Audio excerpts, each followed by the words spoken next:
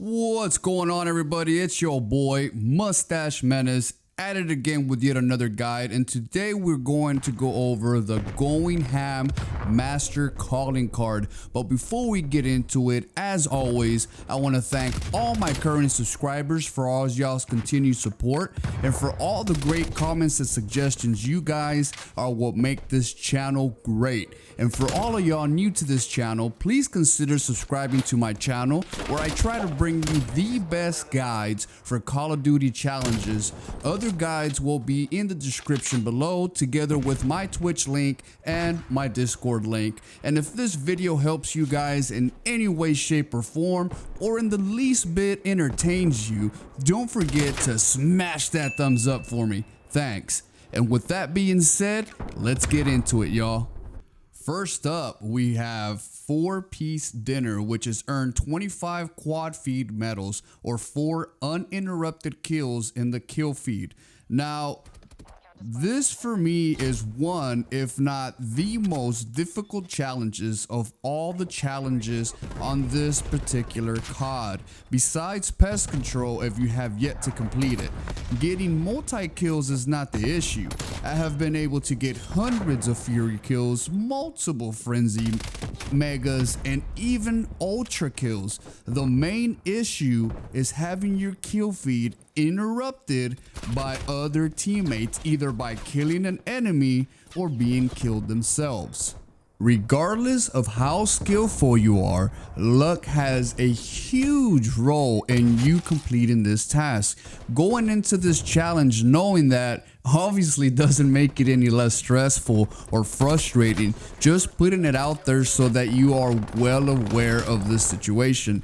Now, let's go over my personal class setup for this task that could possibly help you accomplish this challenge sooner. So for the primary, guys, you can use whatever you like, your best class setup. Me personally, I like the AK-74U. It works wonders for me. I use it with no optic. For the muzzle, I use the GRU suppressor. It helps a little bit with the vertical, and it helps silence your muzzle, of course. So flash concealment is a must on hardcore for when people are using spy plane. For the barrel, I like to use the 10.3 Task Force, but you can also use the 10.3 Liberator.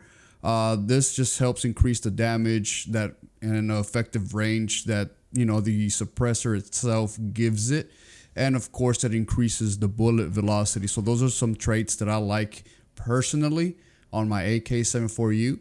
Now, for the magazine, I like using the tape mags because it increases your reload speed up to 18%.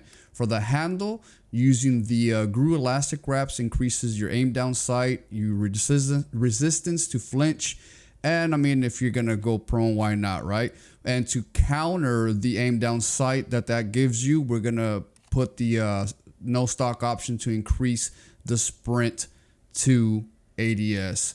So with that being said, the secondary that I recommend, me personally again, would be the Spaz shotgun using the Warden's Word blueprint. I just remove the optic that it comes with. And for the barrel, I choose the Ranger, so you have a 30% increase of effective damage range. For the body, I switched it to the very first steady aim laser to help with the hip fire accuracy. The magazine, you're going to keep it the same at the 12-round tube. That way you have an extended amount of ammo inside of the Spaz. Moving on along to the handle, you're going to keep the speed tape to increase the aim down sight time. Of course, you can choose whichever one you would like. And for the stock option, I would switch that to no stock so that it increases your sprint to aim time.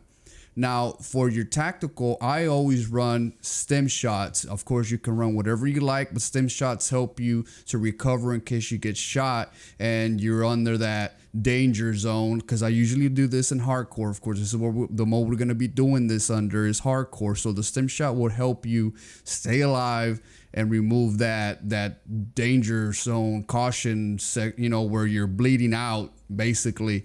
For your lethals, you can use anything you like. I personally enjoy Semtex. There's no cook time. You just toss it. It has a great blast radius, so that's what I would recommend is a Semtex. And for your field upgrade, I would recommend either a field mic, a proximity mine, or even a gas mine. Either one of those three is going to help you on different ways. It's going to help you get notification when somebody's around you, whether by them shooting the device. The field mic will alert you, and the proximity mine either is going to get shot, as well as the gas mine is going to get shot, or they're going to go off, and that's going to notify you when you're in your zone.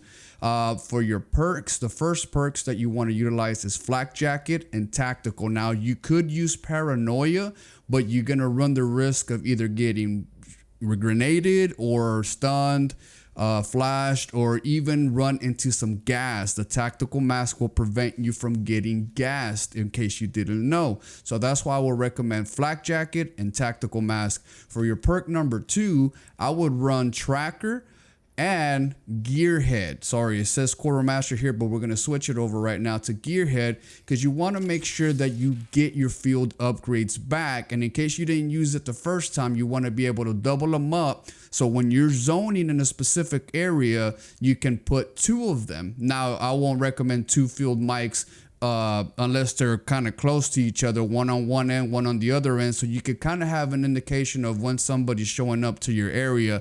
But this works better with your gas or your bouncing Betty. That way you have one on each end. And of course, Tracker is going to help you identify if somebody's in your area by putting down those footsteps. Now you'll be able to see which area and which direction they go to by just looking at the indication of those footsteps. Of course, for the perk number 3, I would recommend Ghost and Ninja. Ghost keeps you out of the radar. Ninja, as you already know, it muffles your running. It muffles your steps. So that way, in case you're running up to somebody or you're looking for somebody because you found their tracks, they don't hear you coming up. So those 2 perks are very, very important. And this is just my personal class setup, guys. I hope it helps you guys out. And like I said, you don't have to run specifically this, but if you're close to it, you should be able to do pretty well. Now that the class setup's out of the way, let's get into the tactic. I got most of my quads running Nuketown 24/7, specifically Domination. The spawns are less erratic and more predictable. Like I mentioned before, luck must be on your side, but rushing the enemy spawn while getting a kill or 2 before getting to the backyard is how I got most of my quads. Of course, using the same tactic can promote more quads in other game modes in Nuketown, as well as other maps. As long as you consistently continue to rush enemy spawns, either by infiltration or even with a lengthy assault using a similar class setup and similar approach, not to mention luck, y'all should be able to complete this quad challenge in time.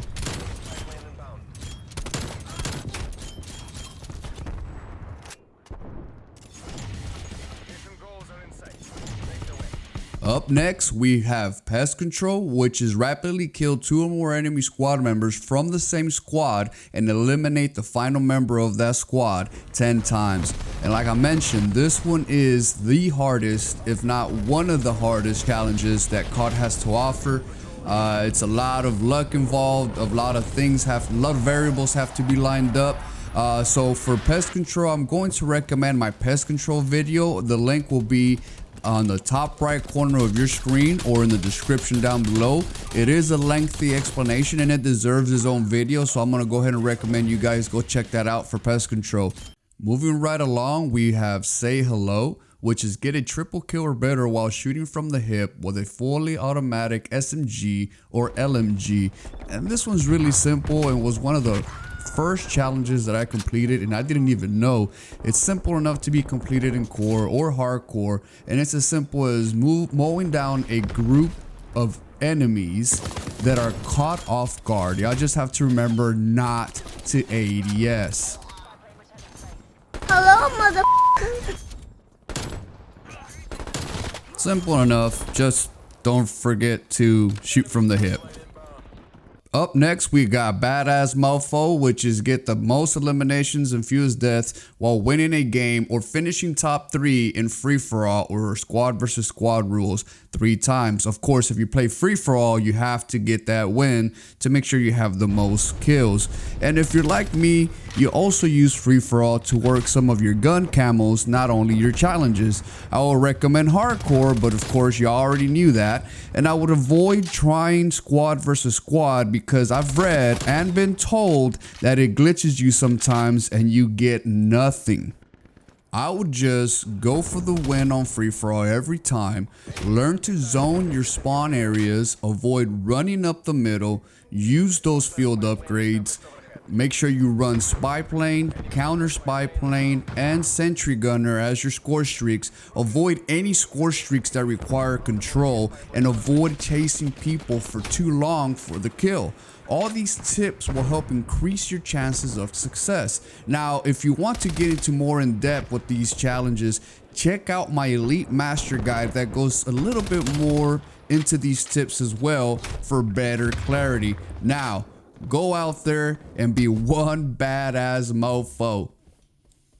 Next, we got Reaper, which is get a double kill medal or better against attackers or defenders in an objective game 20 times. This is another simple challenge, guys. You just got to make sure that y'all run the right modes such as domination, hardpoint, control, etc. Using the same class setup that was mentioned earlier. Just make sure that you equip the trophy system as a field upgrade instead to increase your chances of completion, and then just go ham at the capture point. Easy enough. Last but not least, we have Overwhelming Force, which is get 4 more kills with a single use of a player's controlled or player's targeted score streak 5 times. And this one can be a bit tricky if you're not playing the correct game modes. If all you play is TDM or KO Confirm, it will be a little bit tougher to complete this challenge. Now, if you use Nuke Down 24/7, that is great for this challenge because the map is so small and you can catch people at the spawn to complete this challenge. But Dom, Hardpoint, or currently the new available stockpile mode works great using a napalm or a cruise missile, or like in my situation, I use both to increase the chances of completing this challenge. Stockpile works perfectly for this challenge and I highly recommend it if you've yet to complete it. Well, y'all, that's gonna be it for me today. I hope that y'all found this video useful or in the least a bit entertaining. Again, I want to thank all my current subscribers for y'all's continued support.